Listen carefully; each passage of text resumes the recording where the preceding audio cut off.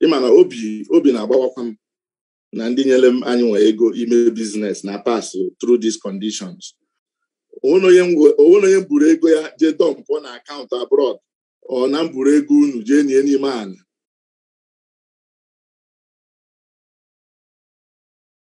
My father named 3 million naira and he warned me, Osimo Kife me go ya, na mufoka condition yade. If I should tell him na Chinmark no jege abafil, the man will just die. So last year, October, come had 2 million to be giving me 200,000 and something. All this today own the worst. Oh, yes, the man don't run away. Back into the aqua. I'm a Chinmark through my sister. Or ego my father, like the first name Obaka, so my father was the only client in Weta. So, and I rather draw my dad. Tamuana aloe bawa, enye as a contract staff, enya target 10 million. So during that 3 months, I went around clients important. I had to talk to my father about the stuff. So along the time, my father named 3 million naira. I should deposit there, and he warned me. Osimo Kife me go ya, na mufoka condition yade. No ga unpa. And the money was ego my dad were lot of own ya. So my dad had to sell his own and own in Abuja. Other stroke, on no stroke for over 7 years now. Diana, na Abuja. Go webia dozie the house, go roof go to the house. Oya bonata for his weekend because he's over 70 years now. Kofuebe honor. And the 3 million, the percentage of that 3 million every month is 120,000 every month. So at the end, I was seeing with a return of 3.7 million something a water. So now all the go time of this for this thing that did you now before this story we ever. I saved the 2 million this year. Come on, cake last year. Now this is engage the percentage again. Where who no nenugu. Then was there this year go my my business. So much the beard gum now when I bought Chinmark. Hano kwa nenugu. Nkwara onechako owere na inya ha ego gin ha ga interest every month. So last year October come inya ha 2 million to be giving me 200,000 and something.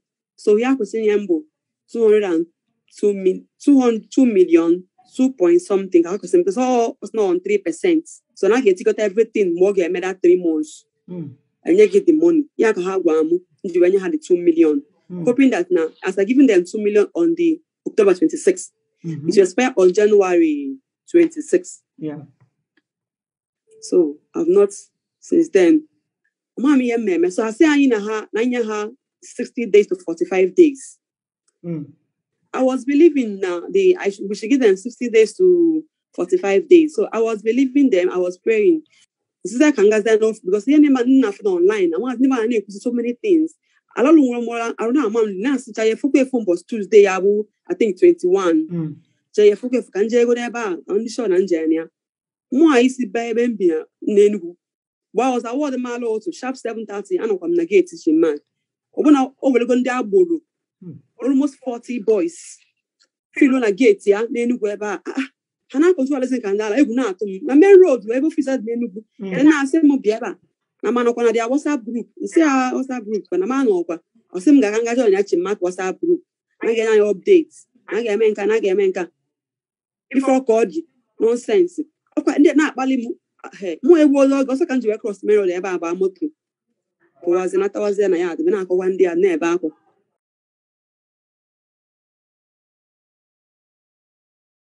Ahambo Chinedu, Marksman Ijiomah. Omoabo Chairman, Chinmark Group Limited. Epigoden business 4 years before 2015. Mbaimbele nkana boss EAC registration. Chinmark Construction Service. So instead of 2015 rule, I was 7 years plus 4 and or 11 years. As that onye ọbụla na-eme biznes ga-achọpụta ndị na-regulate biznes ahụ. Ịma na ndị SEC ihe a na-regulate bụ ihe a na-akpọ capital market. Capital market bụ ndị na-ere shares, securities and stocks. And company na-abụlọ public company adụlọ under SEC regulation. So anyịnwa anyị na-ere shares, anyị na-ere stock, anyị na-erekwa capital market. Ihe anyị na-eme bụ ndị mmadụ bịa together enye anyị ego. Ọ dị ka onye na-eme higher purchase. At the end of the month, a profit pụta, ewelu percentage nke a nye onye, ewelu percentage nke a nye onye nwa bịa anyị na-eme. Onwe ihe gbasakwana ihe anyị na-eme with ndị SEC. Onwe ihe gbasakwana SEC irregulate anyị nwa bụ private company. Ebe ha na-eti anya bụ publicly listed companies. Etetere m ụra on the 21st of ọnwa nke a na-akpọ December last year. Mkpọ banka anyị ọgwa m that na emamenwu transaction njọ ya maka gịnị ọ sị that na enwere compliance order ya na-akpọ compliance dị na akaụntụ anyị. So mjuzie ha gwa m ihe gbasara the compliance asị that na anyị ga-akpọ ndị Abuja or lawyer dere ha leta ka ha zaa lawyer. So ngwazie ndị ụlọ ikpe ede leta. Mgbe edechara leta ahụ ndị bank asịzi na ndị SEC freeze akaụntụ anyị. Ma ndị ụlọ ikpe m kwa ejewezie n'ije chọpụtazi ndị ihe mere ndị SEC ji freeze akaụntụ. Asị that na ndị SEC natala court order na area court Mpape area court.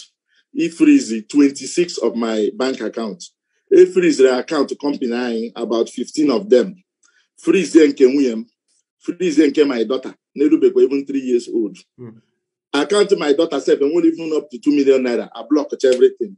So I file is here with a counter order. You may pay that account now January 5th. Ke wetele that counter order. Me wetele counter order. E will say agent and the bank. The bank has na hama mepe account anyị. I asa maka gene kwan. Asikwa na ndị SEC deli ha na post stay of execution. Ka hapụ mepe account.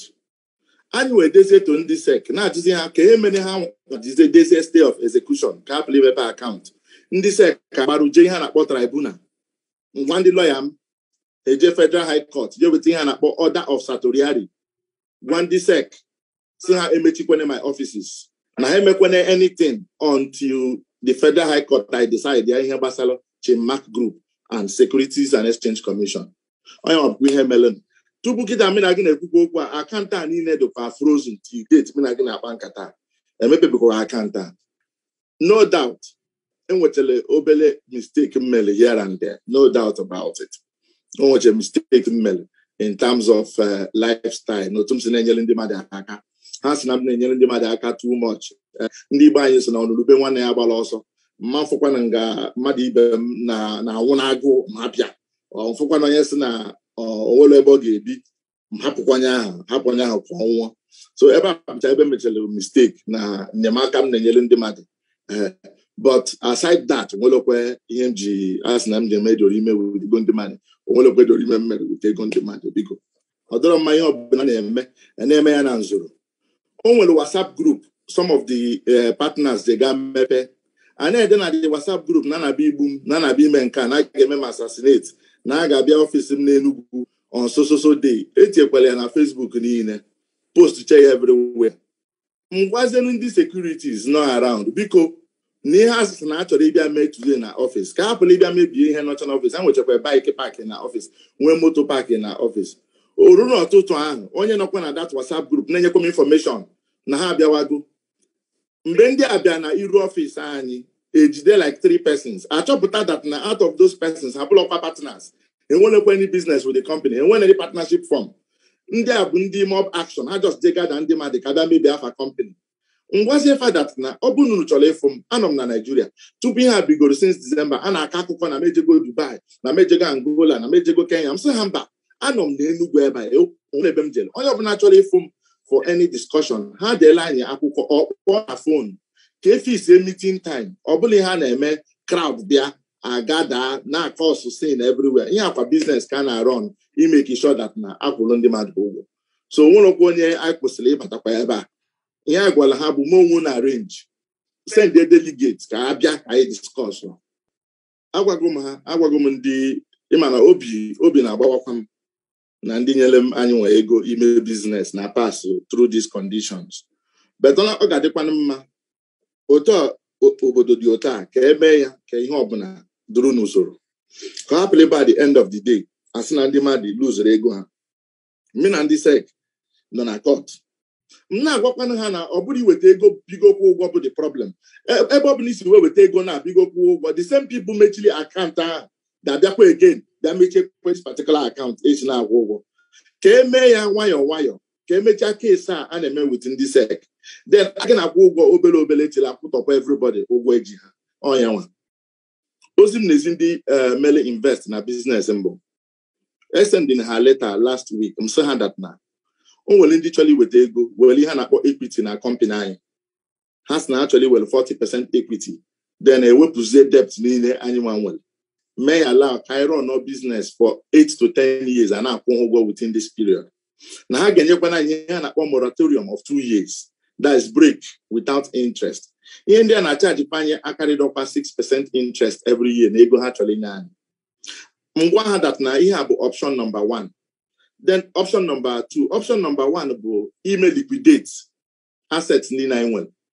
Anyị nwere Oda Hotel n'Enugu over 4.something billion naira. Enwe mall, shopping mall na Ada George Road, Port Harcourt. Shopping mall a alụchagokwa ya all roofing ka chọrọ imezi ya kịta itinye gbamgbam na-edi ya bihe fọrọ. Nke ahụ etinyegokwa over 900 to 1 billion naira na project nke ahụ. Enwekwe estate egote na Uyo by the side of the airport. Ngwafa that na ọ bụrụ na ha like for option nke ichetu for 5 to 7 months ka ndị na-eweta ego kwụọ everybody ụgwọ ka liquidate the company, but ọ ga-abụ ha nwa ga-eji ọnụ ha gwa m ka eme ya otu a ka hapụrụ ibu that na oluzie eji ka onye ọbụla hapụrụ isi na Chinedu mekwere nke a Chinedu eme nke a. But ọ bụ na ha weelu m ndidi, ayịyọ ka m na-ayọ, ọ bụ na ha weelu m ndidi ka e pass through this process.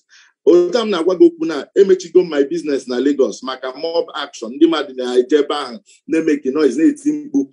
Restaurant nwekwe na Dubai emechigokwa nke ahụ, mana ndị Nigeria si ebe a jee Dubai na-eje emeki noise na-etikpe mkpu na business nke Dubai. Sọsọ ebe fọlụ na bụzi hotel a nọ na Enugu kịta ebe mụwa nọ bụ ihe fọzili. So ayịyọ m na ayọ ha bụ ha nwere m ndidi. Ọ bụkwa na ha chọkwana iwe ndidi, ha bịa together. Ihe ha nwere bụ 4,966 people. O nwekwe ndị akwụrụ ụgwọ already, emego some payments. So ha bịa together mee ha na-akpọ resolution ka emechie the company led this asset.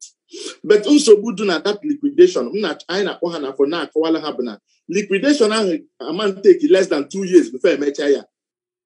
Because ọ bụrụ mụnwa na-eme liquidation a na-akpọ ya compulsory liquidation. All court na-eme assign liquidator ọ pụọ n'aka mụnwa.